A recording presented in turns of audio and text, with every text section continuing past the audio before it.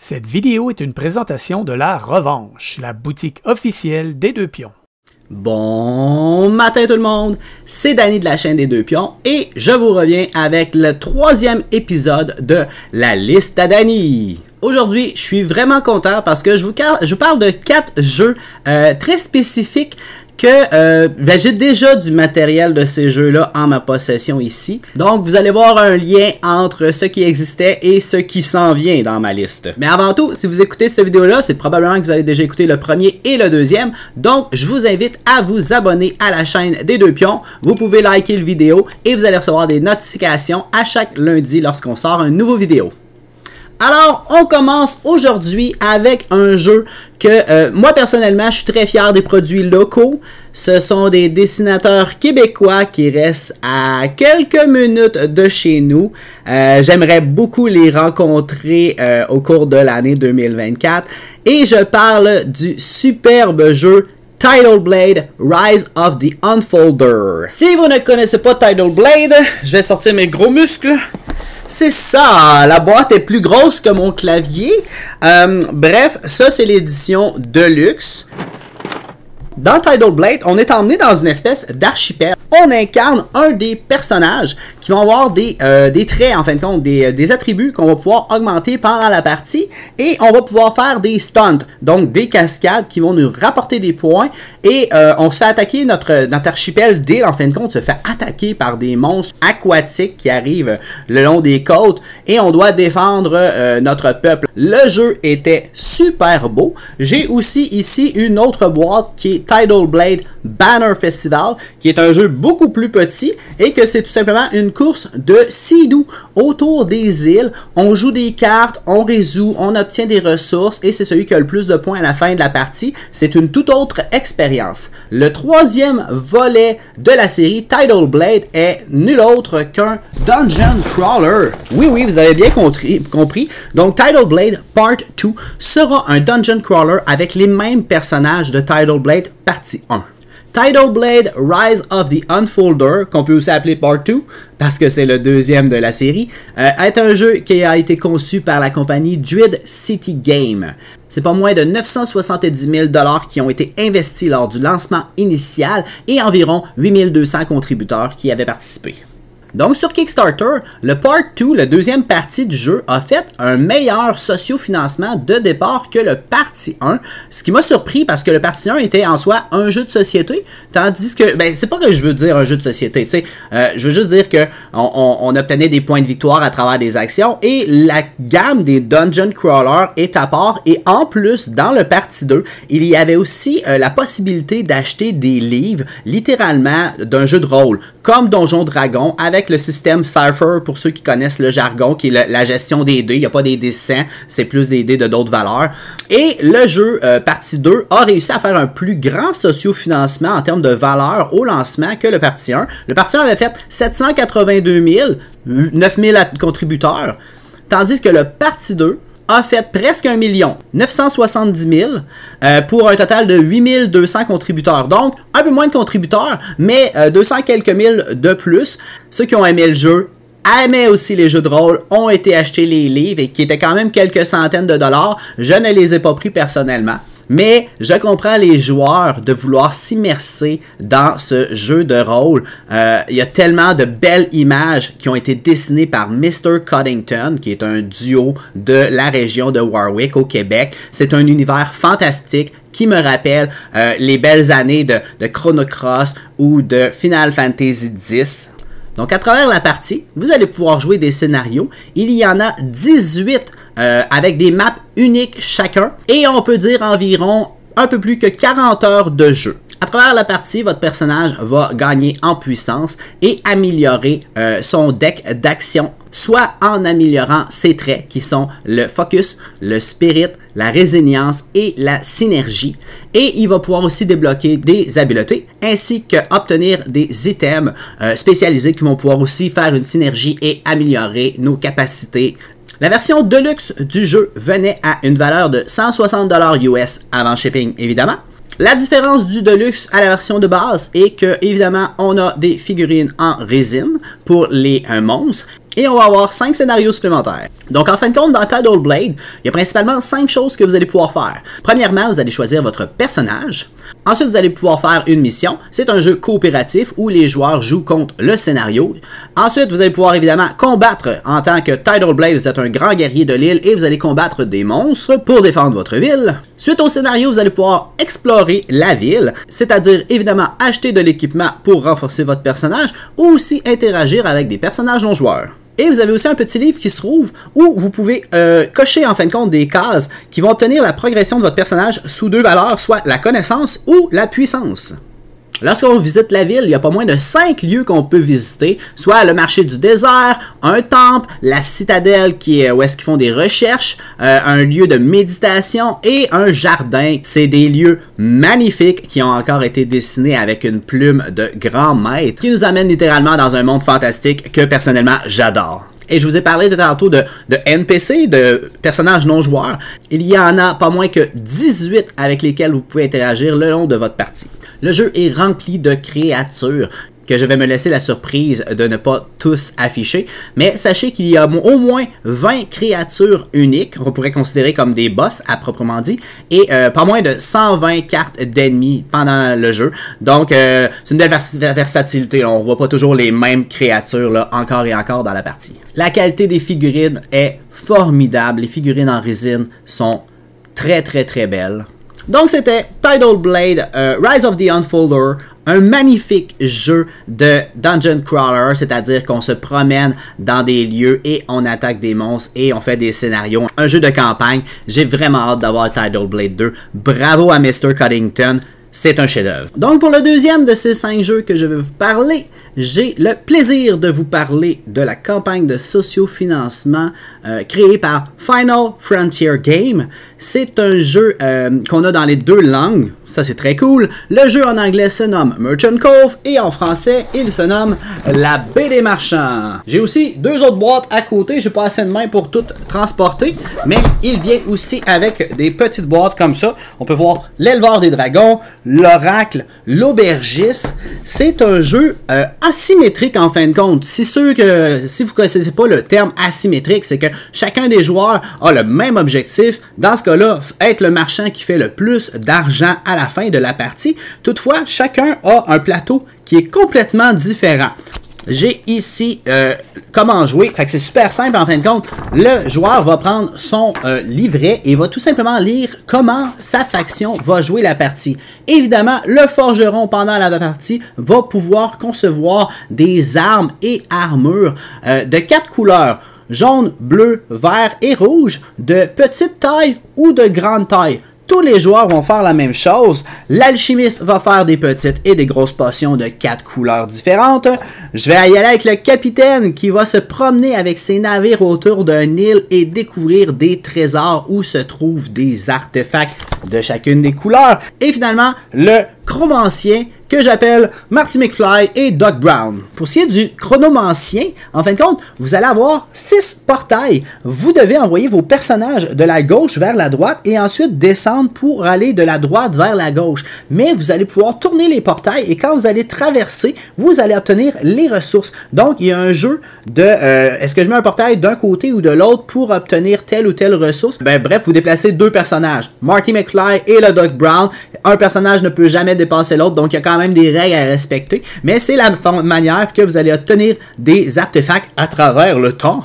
Dans le jeu La Baie des Marchands, on joue en 4 étapes, en fin de compte, dans une succession de rondes. C'est très simple, il va y avoir des bateaux. Au début de la manche, chacun des bateaux, on va y mettre 2 personnages qui sont des couleurs des objets.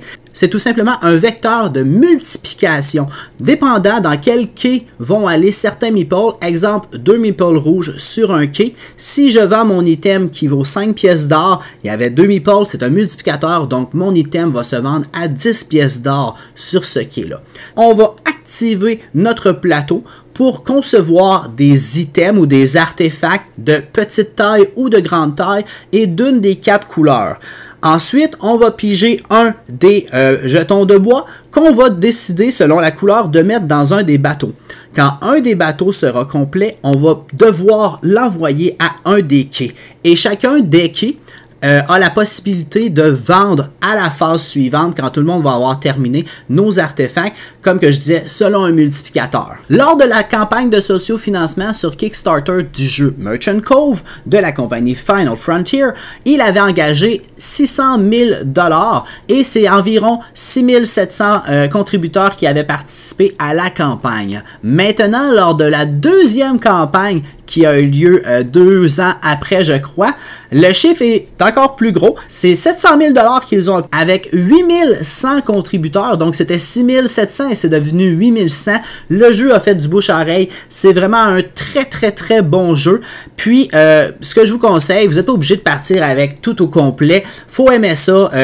En fin de compte, des jeux de commerce, on vend selon la valeur du marché. C'est pas le temps tout de suite de vendre des jaunes, m'attendre dans une manche ou dans 2 manches. Ça va être plus profitable.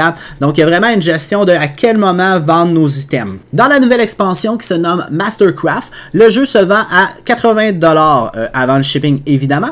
Et ce que ça rajoute, premièrement, ça rajoute la faction des paladins, qui sont des nouveaux meeples, et leur but est d'enlever de la corruption à travers le jeu. Et ce qui est vraiment bien, c'est qu'on a rajouté le festival des factions. C'est des lignes qui font que on va, ou en anglicisme, une track en fin de compte, qu'on va mettre un personnage dessus et ça va nous donner des bonus. On a aussi des bulles de verre en fin de compte, on appelle ça display case en fin de compte, donc des présentoirs où est-ce qu'on va pouvoir mettre notre artefact dedans et ça va augmenter sa valeur de 2, ça c'est très bien, et des tokens d'enchantement qui peuvent multiplier par 2 la valeur. Mais quels sont les nouveaux personnages? Parce que c'est ça qui est le plus fun du jeu, c'est de jouer avec une faction asymétrique. Et je me rappelle mes premières parties il y a quelques années, j'avais eu le jeu très vite, étant donné que je l'avais pris en socio-financement.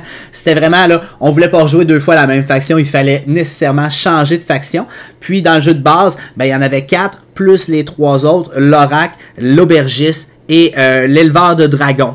Pour ce qui est du Innkeeper, c'est tout simplement un livreur de bière qui se promène à travers une taverne et on va pouvoir envoyer les personnages au dodo. Donc on va pouvoir envoyer les personnages dans des lits et c'est littéralement les lits qui vont avoir une valeur de points de 6 à 8 points dépendant de la couleur du lit. L'oracle va lancer des dés dans un plateau et en fonction des résultats de ces objets ou comment ils sont tombés dans une ou dans l'autre des sections, c'est littéralement un roll and ride qui va permettre d'obtenir des artefacts. Et finalement, l'éleveur de dragons, eh bien, c'est littéralement les dragons, des petits dragons, des gros dragons de couleur qu'on va changer, mais ce qui est très drôle, c'est que les dragons mangent et font des excréments et votre tâche en tant qu'éleveur de dragons est de nettoyer les excréments dans votre enclos de dragons. Ce qui m'amène à vous présenter les nouveaux personnages dans Merchant Cove Merchant Craft. Il y a un fermier de champignons qui va tout simplement faire du farming, qui va planter des champignons à droite et à gauche dans son champ.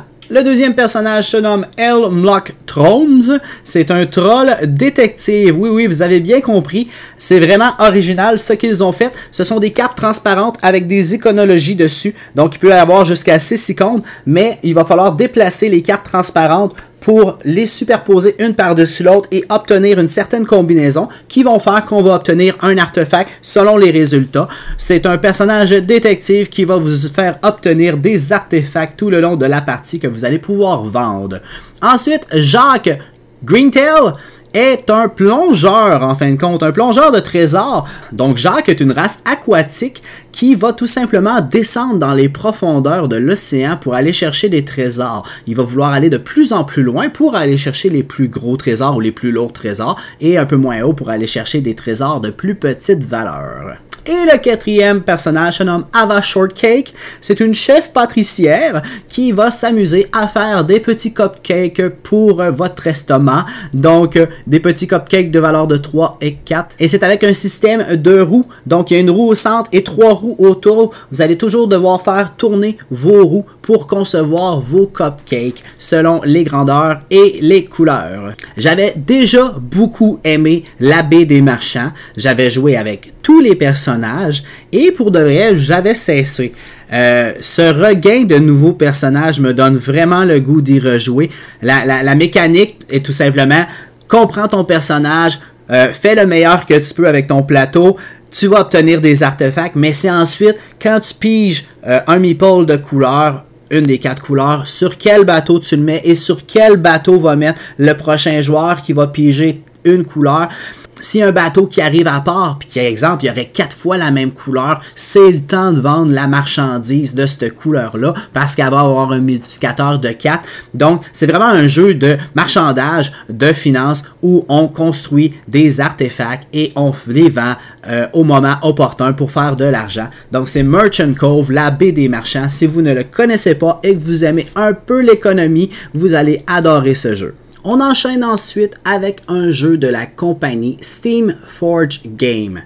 Quand on dit le mot Steamforged, on parle de beaucoup d'argent, on parle de beaucoup de figurines. Je pense à des jeux comme Dark Souls, Monster Hunter, Horizon, principalement des licences de jeux vidéo. Gears of War, ils ont fait ce jeu. Et je sais qu'ils sont en train de travailler sur le jeu Elden Ring, qui est un jeu très populaire lors de l'année 2022. Aujourd'hui, je vous parle d'une deuxième boîte. Je vais vous montrer la boîte initiale.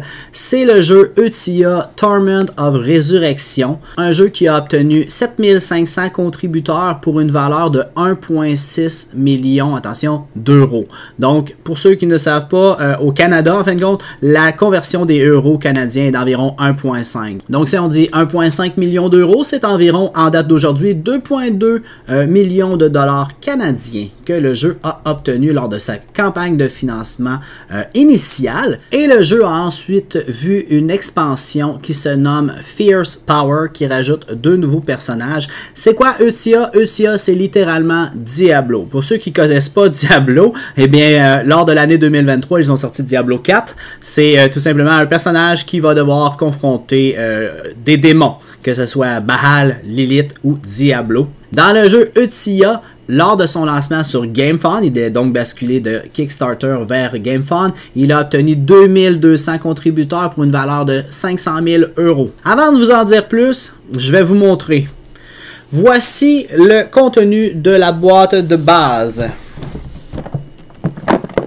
C'est dans mes 2 ou 3 plus grosses boîtes que j'ai de jeux de société. Il y a des figurines, évidemment, mais il y a beaucoup de contenu. Je vais vous montrer une preuve. Vous vous souvenez de l'épaisseur de la boîte? Eh bien, voici les cartons à dépuncher. Donc, dans la boîte, il y a littéralement 2 boîtes de la même grosseur, ainsi qu'une autre boîte de Deluxe. Il y avait 38 cartons dans le jeu de base et 20 cartons dans la boîte d'expansion, avec énormément de matériel. Je vous les montre de face comme ça. C'est assez impressionnant le nombre de cartons à dépuncher. Maintenant que je vous l'ai montré, je vais pouvoir le jeter dans mes vidanges. Mais qui dit autant de matériel dit rangement. Et c'est la qualité de ce jeu-là. C'est formidable. On a des sacs de dés. On a des sacs avec de l'argent de métal. Des contenants avec tous les jetons de nos personnages, que ce soit des jetons pour faire perdre des points de vie à des monstres, des jetons de les lieux qu'on a visités, ou des jetons d'action de je vais me déplacer d'un pas, 2 pas, 3 pas. Des plus petits inserts pour mettre des ressources, principalement des gemmes. Pour ceux qui connaissent Diablo, vous pouvez toujours incruster des gemmes dans vos équipements. Et finalement, la plus belle beauté du jeu, c'est ça. C'est tout simplement une boîte en carton. Et c'était long à monter. Très long à monter. J'ai parlé avec la communauté sur Internet. La majorité des gens ont pris 2 sessions de 3 à 4 heures chacune, donc de 6 à 8 heures pour monter le matériel pour installer son équipement dans son jeu, littéralement. Si je rouvre ça ici par en haut, ici, vous voyez qu'il y a des petites coches. Ça nous permet d'avoir les tuiles. On les brasse et ce sont des tuiles que vous allez mettre sur vos personnages. Ah, une potion d'air, en fin de compte, qui vaut 2 pièces d'or. Ça peut être des épées, des potions, des armes, tout ce que vous pouvez voir dans un jeu d'aventure fantastique. Ensuite, on a des mini, évidemment. Je vous prends le temps de vous montrer ceux-là parce qu'ils sont super belles. Ce sont des élémentales en fin de compte. Un peu partout à travers le jeu, vous pouvez voir des élémentales de feu, de terre, d'air et d'eau qui sont vraiment des figurines en résine d'une couleur particulière. L'élément de feu est superbe. Bref, ce sont tous des figurines. Vos personnages vont être une figurine. En principe, le jeu de base, ce sont des cartons, mais j'ai pris le Deluxe. C'est mon ami qui m'a prêté le jeu à la base. Je n'avais pas financé lors de son jeu initial. J'y ai joué 3-4 parties avec le jeu de mon ami et j'ai adoré l'expérience. Les plateaux de joueurs ici, très Diablo. Vous pouvez mettre un casque, une armure, des bottes, des protèges genoux, des gants, un anneau, un collier, ainsi que 3 équipements. Les gemmes viennent se mettre ici. Et ici, ce sont tous vos équipements que vous pouvez avoir. Lorsque vous allez jouer, c'est tout simplement un sandbox. À votre tour, vous déplacez votre personnage. C'est super bien à 1, c'est super bien à 2, à 3. Toutefois, il peut avoir un peu de longueur. Je le recommande plus de 1 à 3 joueurs. Plus de joueurs que ça, il peut avoir des longueurs et le jeu est fait long. Les scénarios, mais c'est quand même la beauté de la chose. On va choisir la longueur de notre scénario. Donc, on peut choisir une partie d'1 heure, comme de 4 heures, comme de 8 heures. Là, ça, c'est vraiment un jeu qu'on va laisser sur la table, qu'on va jouer pendant plusieurs journées consécutives. Et lorsque notre personnage fait un combat, ben, il va gagner de l'expérience. Et quand on gagne des niveaux, je crois que vous pouvez gagner jusqu'à 30 niveaux ou 40 niveaux, je suis pas très certain. Mais vous avez une pile de tuiles, comme les équipements que j'ai montré tantôt. Au début des niveaux 1, vous allez pouvoir en choisir 2 parmi tous les équipements. Et ensuite, au niveau 3, vous allez gagner un nouveau sort ou un nouvel équipement. Au niveau 6, au niveau 8, au niveau 10. Fait à chaque fois que vous allez gagner des niveaux, vous allez obtenir des nouvelles habiletés ou des nouveaux équipements que vous allez pouvoir équiper à votre personnage. À votre tour, c'est tellement simple et efficace. Vous faites un mouvement, 2 mouvements ou 3 mouvements et vous faites un combat ou l'action balance ou l'action mining qui est simplement d'aller à la mine et d'aller chercher une pierre précieuse dans une montagne. Mais à travers ça, il y a des NPC, des personnages non joueurs que vous pouvez rencontrer. Vous pouvez faire des quêtes, un personnage qui va vous dire va chercher quelque chose là-bas, ramène-moi-le. Le jeu vient avec des aides de jeu hyper claires en français et en anglais. À ce sujet-là, bravo, j'ai pas vu d'erreur de syntaxe en français. Je ne nommerai pas certains jeux qui se vantaient d'avoir fait une traduction en français, mais que c'était rempli d'erreurs. Puis pas juste des erreurs de ponctuation ou quoi que ce soit, mais vraiment des erreurs principales de en cas d'égalité, une absence de mot gagne la partie, puis tu fais comme, mais c'est une règle super importante, puis là, il manque un mot, tu sais. Les règles traduites en français sont hyper claires. Il me reste un petit dernier quelque chose à vous montrer. C'est mon hôtel à matériel, encore une fois. Un autre type d'équipement qui vient dans le jeu, qui se rouvre comme ça par le haut. Et qu'est-ce qu'on a là-dedans? Eh bien, on a les cartes, des cartes de joueurs. Donc, quand on a des combats, on a un paquet de cartes. On peut jouer 2 types de cartes, des points d'argent ou des points d'or qu'on va jouer. Si on joue à plusieurs joueurs, c'est ça la particularité du jeu, c'est qu'on va jouer nos points contre quelqu'un. Fait que pendant la partie, je vais obtenir des cartes de points. Et quand mon adversaire va faire un combat, c'est moi qui va décider de quelle manière le monstre va intervenir. C'est pas une intelligence bidon d'un monstre qu'on va jouer des cartes. C'est vraiment comme contre notre adversaire avec ses cartes qui va faire interagir le monstre. Donc, je pourrais dire au premier tour, je vais jouer le poison pour qu'à travers tous les tours, tu prennes des dégâts de poison. Tandis qu'une intelligence aurait pu dire au dernier tour, quand le combat est presque fini, je vais jouer mon poison. Tu sais. Fait que c'est vraiment le fun qui a mis cet aspect de mécanique-là que c'est notre adversaire qui fait jouer le monstre. Mais dans le jeu, ce sont qui les personnages? Ben, je vais prendre le temps de vous les expliquer. Dans le jeu, il y a beaucoup de personnages, beaucoup de choix, et chacune des parties est différente dépendant de quel type de personnage vous prenez. Premièrement, Taessi est une cryomanceuse, donc une magicienne de glace, tandis que Maldur est un prêtre des flammes éternelles. Kaedia est une épée des ombres. Le nain Skoldur est un Heartbreaker, un briseur de terre tout simplement, le classique nain avec des gros muscles. Ael tout simplement est la gardienne de la lumière, un style un peu prêtresse mais qui peut quand même faire beaucoup de dégâts. On a Dral le guerrier avec son hache à 2 côtés et la nouvelle expansion ne rajoutait 2 personnages, soit une druide et un necromancer, c'est-à-dire un mage qui a la possibilité de relever les morts. Alors dans Utia, on va simplement placer la carte, on va obtenir des tuiles de niveau 1, 2, 3, 4, on va placer la carte, on va mettre le fameux temple, pour ceux qui connaissent le classique Diablo 1, le temple au centre de la partie. Si votre personnage décède lors de la partie, il va réapparaître au centre de la carte, au temple, vous allez vers l'extérieur, vous découvrez des lieux, c'est une espèce de l'aspect de fog of war qu'on appelle le brouillard de la guerre qui va révéler les tuiles lorsque vous les traversez, lorsque vous arrivez sur les lieux. Vous allez découvrir des monstres, vous allez découvrir des quêtes, c'est l'aspect de Diablo et à travers tout ce que vous allez faire, vous allez obtenir des points de victoire.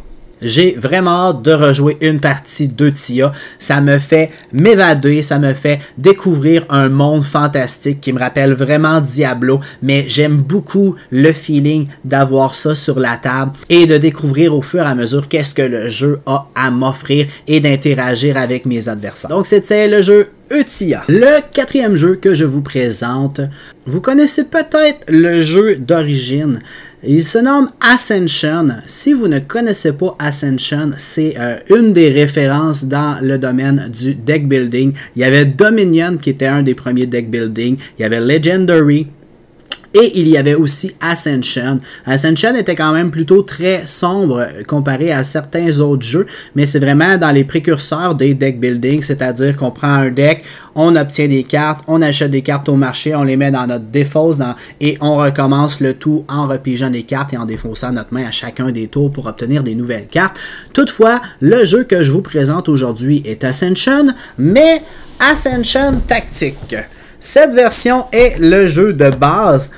Qu'il n'y a pas de figurines en résine, mais bien des standees, donc des figurines en carton insérées dans des bases de plastique. Je suis un genre de joueur qui aime tous les jeux en général, mais j'ai joué aux échecs quand j'étais jeune et j'adore l'aspect de duel 1 contre 1, très tacticien, très stratégiste. Et j'aimais déjà beaucoup les deck builders avec Ascension, mais Ascension Tactique me permet de jouer à un deck builder et d'avoir un aspect de conflit à travers un terrain. Dans Ascension Tactique, vous avez une carte qui est littéralement une carte avec un territoire, avec des forêts, des buissons, des items, des canons que vous allez construire votre carte. C'est vraiment très rapide, c'est des hexagones que vous mettez sur un tableau. Et ensuite, vous avez un scénario. Ça peut être contrôler un lieu, détruire un tel monstre, puis vous jouez en interaction avec votre adversaire en alternance de tours. Évidemment, il y a une panoplie de scénarios selon le compte de joueurs. C'est un jeu fait par la compagnie Stone Blade Entertainment. Le lancement du jeu de base avait financé presque un demi-million, 500 000 $ pour une hauteur de 3 900 contributeurs. Et l'extension dont je vais vous parler se nomme Ascension Tactique Inferno, pour rester dans la thématique de l'enfer, a obtenu 316 000 $ avec 2500 contributeurs si j'arrondis. La version Inferno va rajouter évidemment des nouveaux scénarios, des nouveaux personnages qui sont très asymétriques. Je vais prendre le temps de vous l'expliquer, c'est qu'en fin de compte, vous allez concevoir une équipe de 5 champions. Vous allez avoir ces champions-là devant vous et il peut même avoir des cultistes. Moi, j'appelle ça des minions dans les jeux. C'est vraiment des petites unités très très faibles que vous pouvez envoyer, que des fois ils peuvent faire un point de dégâts ici et là, mais c'est vos champions qui vont être la force de votre équipe. Et la particularité du jeu, c'est que si vous avez le plus puissant de tous les champions, eh bien, il y a le coût d'activation du champion. Lorsqu'on joue à un deck builder, vous avez toujours une valeur sur une carte qui est la valeur de points d'achat. Donc, vous ouvrez votre main, vous avez 5 de valeur d'achat, vous pouvez acheter une carte de 5 ou des fois une carte de 2, une carte de 3 que vous allez mettre dans votre défausse. La valeur des points de combat que vous allez avoir sur vos cartes vous permet d'activer vos unités. Si j'ai 5 de points de combat, ben je ne pourrais pas activer mon champion qui a une valeur de 6. Je dois avoir assez de points de combat pour activer mes personnages sur mon plateau et c'est là que ça devient très stratégique. À quel moment j'ai assez acheté de cartes et je dois commencer à prendre des points de combat pour pouvoir plus souvent activer mes unités sur le champ de bataille pour attaquer mon adversaire. C'est un jeu que j'adore, un jeu que je joue à 2, mais on peut ici jouer de 1 à 4 joueurs. Il y a des scénarios même à 3 joueurs en free for all, en triangle qu'on peut s'attaquer entre nous. Ascension Tactique pour ceux qui aiment les jeux de stratégie. On termine ça avec mon petit bébé que j'aime beaucoup. Ceux qui me connaissent savent que je suis la chance incarnée sur deux pattes. Quand que je dis que je vais lancer des 6, je le réussis à tout coup. Donc, le jeu que je vais vous parler aujourd'hui, j'ai son grand-père ici avec moi. C'est nul autre que Dice Throne. Maintenant, je vais répondre à une question que tous les gens se posent. Est-ce que Marvel est plus populaire que X-Men? Eh bien, je vous parle du jeu Dice Throne X-Men. Il y a quelques années, il y avait eu Dice Throne Marvel. Combien de personnes? C'est près de 21 000 contributeurs qui avaient financé à la hauteur de 2,1 millions le jeu de Marvel. Donc, on retient 21 000, 2,1 millions. Et 21 000 contributeurs. Et 21 000 contributeurs, on pourrait dire la même quantité, mais pour une hauteur de 4,3 millions Dice Throne X-Men. Toutefois, je pense que c'est un piège. Je pense que ça n'a pas d'importance à savoir si X-Men est plus populaire que Marvel. Je pense tout simplement que la valeur du Kickstarter de X-Men était plus élevée que celle de Marvel. Et il y avait aussi la possibilité d'obtenir le jeu au grand complet. Mais si vous ne connaissez pas Dice Throne, c'est un jeu principalement de duel. On peut le jouer aussi en coop, en équipe ou en free-fall. On appelle le concept du roi de la montagne. On fait toujours des dégâts au personnage qui a le plus de points de vie. Lorsqu'un de nos personnages n'a plus de points de vie, c'est la fin de la partie tout simplement. J'ai fait des tournois de Dice Throne. C'est tellement plaisant. Dice Throne, c'est littéralement le Yahtzee. Vous avez votre personnage avec une panoplie d'options de dés.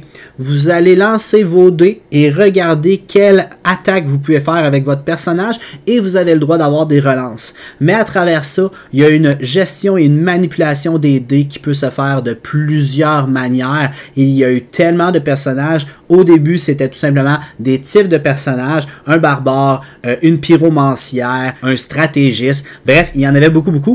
Et là, ça a tellement pogné qu'on n'a pas eu le choix de étamper la licence de tous les personnages Marvel et tous les personnages X-Men. Je ne l'avais pas pris. Je trouvais que le jeu de personnages normal était correct. J'avais pas pris Marvel. Mon ami l'avait pris et j'étais jaloux de lui. J'y dirai pas, mais il va écouter la vidéo puis il va le savoir. Donc, j'ai décidé de prendre le jeu Marvel Dice Throne Mission. Qu'est-ce que c'est Mission? C'est qu'ils avaient déjà conçu le jeu Dice Throne Adventure qui faisait qu'au lieu d'être un duel 1 contre 1, on jouait coopérativement contre un scénario. Dans Marvel Dice Throne Mission, la fierté du jeu est qu'ils ont réussi à mettre un jeu coop dont on joue au Yahtzee, on fait des dégâts dans un scénario. Et le plateau de joueurs est des deux côtés. D'un côté, c'est vraiment la carte où est-ce qu'on va se battre. On va se battre dans une boîte de nuit avec des boîtes de musique et tout. Et il va y avoir des petits soldats qu'on va pouvoir attaquer. Mais après un certain nombre, on va tourner le plateau de côté et c'est là que le grand boss du scénario va apparaître. Dans la boîte de base de X-Men, on retrouve 8 personnages. Psylocke, Iceman, Rogue, Cyclops, Wolverine, Jean Grey, Gambit et Storm. Tandis qu'on retrouve pas moins de 12 personnages vilains. Je pourrais y aller rapidement avec Thanos, Mr. Sinister, Dr. Octopus, Mysterio. Je les nommerai pas tous. C'est une belle diversité de scénarios qu'on peut retrouver. Évidemment, le jeu est crossover, c'est-à-dire que vous pouvez jouer avec les personnages de Marvel et les personnages d'X-Men 1 contre 1 ou coop. Il y a moyen d'obtenir l'excellent et le meilleur Deadpool si on rajoute un peu d'argent à notre poche. À ce sujet-là, le jeu, les personnages, le jeu mission et Deadpool montent à une valeur de 169 $ avant le shipping. Et parce qu'on aime tellement l'univers, ils ont rajouté un paquet de cartes qui se nomment des cartes alliées, où est-ce qu'on peut voir des personnages mythiques comme Colossus, Nick Fury, Iron Man ou Blade qui peuvent venir aider notre équipe de héros lors de leur combat coopératif. Mais ce qui est vraiment cool, c'est qu'on peut faire une espèce de campagne qu'on va jouer à travers des scénarios dans Mission et notre personnage va obtenir des perks. Je crois que c'est le jeu vidéo Fallout qui avait amené le concept des perks. C'est tout simplement des habiletés que votre personnage peut avoir. Mais c'est un arbre où est-ce qu'on doit choisir quel personnage va avoir quelle habilité qu'on va descendre et à travers les scénarios, notre personnage va devenir plus puissant, mais il va avoir surtout une meilleure synergie entre ses pouvoirs et ses perks. On pourrait traduire le mot perk par avantage en français. Le jeu X-Men Mission vient aussi avec la possibilité d'avoir les figurines peinturées et mon Dieu qu'ils sont beaux. Le contraste des couleurs explose. Je vais vous montrer des images là, mais il est beau comme ça, pas de bon sens. On peut aussi avoir des jetons d'acrylique au lieu d'avoir des jetons en carton.